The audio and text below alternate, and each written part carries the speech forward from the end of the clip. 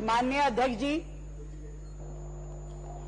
अभी हमारे आदरणीय मंत्री सिरसा जी ने कहा कि केजरीवाल बेवकूफ आदमी था। मैं इनसे बिल्कुल सहमत नहीं हूं, कतई सहमत नहीं हूं जी। बहुत गलत बात कही इन्होंने, केजरीवाल को बेवकूफ कह दिया। बिल्कुल बेवकूफ नहीं थे वो, इतने समझदार थे। उस व्यक्ति को ये पता था कि लोगों की भावनाओं के साथ कैसे खेला जाता है। एक डिग्री नहीं थी उनके पास, कई डिग्रियां थी।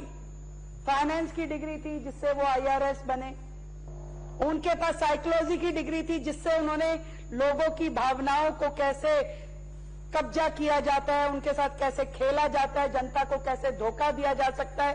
और पहले दिन से उनकी क्रियाकर्मों में वो दिखाई देता था।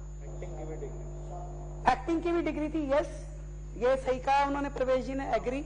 ड्रामा कंपनी की भी डिग्री थी, झूठ बोलने का भी कोई सर्टिफिकेशन कोर्स होगा वो भी था। इतना पढ़े लिखे समझदार व्यक्ति थे वो कि उनका एक एक किया हुआ कृत्य किसी ना किसी कारण के कारण होता था। वो मफलर भी पहनते थे तो कारण था, वो 2 नंबर फालतू की शर्ट भी पहनते थे तो कारण था, वो 2 रुपए का पेन जेब में रखते थे कारण था, छोटी सी कार रखते थे कारण था, गंदी टूटी चप्पल पहनते थे तो कारण था, हर चीज का कारण था। भूखे रहते थे तो कारण था, खाते थे तो कारण था, गाते थे तो कारण था, और खांसते थे तो कारण था, हर चीज के पीछे वो व्यक्ति इतना कैलकुलेटिव था कि क्या करने से क्या होने वाला है वो देख लेता था, वो समझ लेता था वो। और तिरंगे की छाव में जिस तरीके से उन्होंने स्क्रिप्ट लिख करके देश की जनता को बेवकूफ बनाया, रामलीला मैदान से जो कहानी शुरू करी उसको हम सब ने देखा।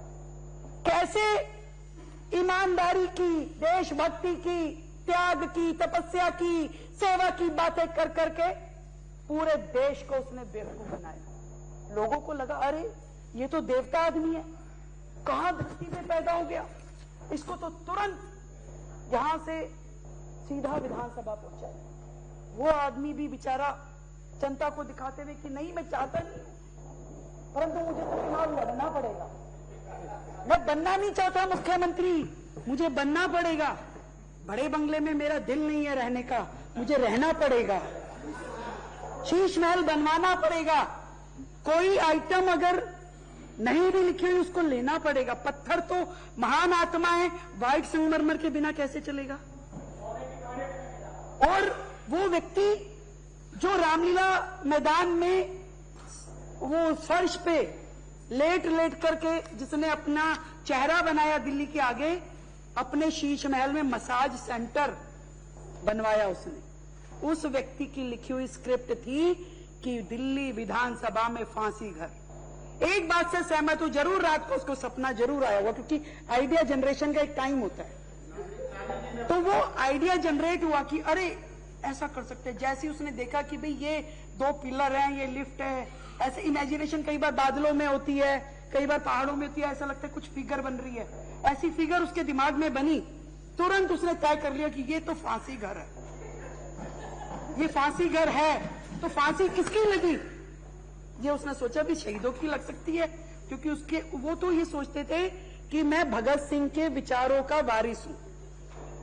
और भगत सिंह की फोटो पीछे लगा के उन्होंने लगाई तो लगाई, बाद में उनकी बीवी ने भगत सिंह की और उनकी दोनों की फोटो लगा दी कि ये 2 हैं देश के लाल। भगत सिंह को तो दुनिया ने माना, पर उन्होंने अपने आप को मनवाने के लिए पूरा जोर लगा दिया। तो वो जो लिफ्ट वाला पोर्शन है, मतलब 2 दीवारें में 2.5 फुट की, मैंने भी उसको देखा। मैं कहा देख के तो आऊं, पता नहीं कुछ बोलने से पहले यहाँ पे तथ्य जांच लूं। बिल्कुल सही बात है, यानी किसी आदमी को पकड़ के भी लटका दें तो वो पिलर पकड़ के खड़ा हो सकता है, मैं तो नहीं फांसी लूंगा जी।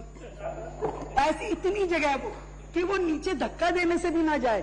कोई उसमें कौन सी मशीन होती है हमारी, सुपर शक्कर भी अगर अरे शहीद, वो सपनों में थे, वो शहीद अनिल जैजी, वो शहीद जो केजरीवाल के सपनों में थे।